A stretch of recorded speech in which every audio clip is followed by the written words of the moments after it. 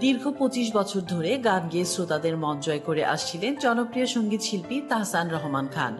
কিন্তু ক্যারিয়ারে রজত জয়ন্তীতে পা রেখেই তার এক ঘোষণা হৃদয়ে ভেঙে দেয় শ্রোতা ভক্তদের। জানান সঙ্গীত জগৎ থেকে নিজেকে গুটিয়ে ফেলবেন। সম্প্রতি অস্ট্রেলিয়ার মেলবর্নে এক কনসার্টে তাহসান ঘোষণা দেন এটাই তার ওভারসিজ ব্যান্ডের সঙ্গে শেষ ট্যুর। এরপরই সামাজিক মাধ্যমে বিষয়টি আলোচনার কেন্দ্রবিন্দুতে পরিণত হয়। অনেকেই ধরে নেন গায়ক হয়তো পুরোপুরি সঙ্গীত ছাড়ছেন।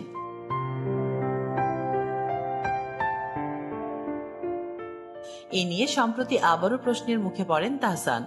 এক অনুষ্ঠানে অংশ নিয়ে এই শিল্পী বলেন, গান থেকে বিরতি নিব, সকলে একদিন আস্তে আস্তে ভুলে যাবে, কিন্তু আমি তো এটা চাইনি যে বিষয়টি ন্যাশনাল ইস্যু হয়ে উঠুক। ন্যাশনাল ইস্যু হয়ে গেছে বলে আমাকে অনেক প্রশ্নের সম্মুখীন হতে হচ্ছে। তাহসান বলেন, একটা কথার ফলে অনেক কিছু হয়ে গেছে। আমার ছবির উপর টুপি বসিয়ে রাজনৈতিক দলের সঙ্গে জুড়ে দেওয়া হচ্ছে। এগুলো আসলে খেলারই অংশ। কিছু মানুষ তো আসলে ওই কারণেই এসছেন। এটা দোষের কিছু না, এটা সারা পৃথিবীতেই হচ্ছে।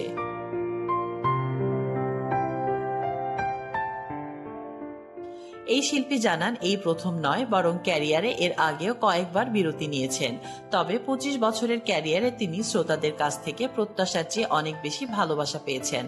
তাই কিছুদিন থেমে যাওয়াই এখন প্রয়োজন, এমনটাই মনে করেন গায়ক। সাম্প্রতিক বিতর্ক নিয়ে তাহসান বলেন, আমাদের এখন খুব চিন্তা করে কথা বলতে হয়, কোন কথায় কি হয়ে যাবে, একটা বলার রিপারকেশন কি হবে তা আগে থেকে বোঝা যায় না। আমার কথাটা আসলে একটা ইমোশনাল মুহূর্তে বলা, ওটা ভাইরাল হয়ে গেছে, ভাবিনি এটা ন্যাশনাল ইস্যু হয়ে গেছে। তিনি আরো জানান, এই বছর হাতে থাকা কয়েকটি কনসার্ট সম্পন্ন করেই আপাতত থামছেন।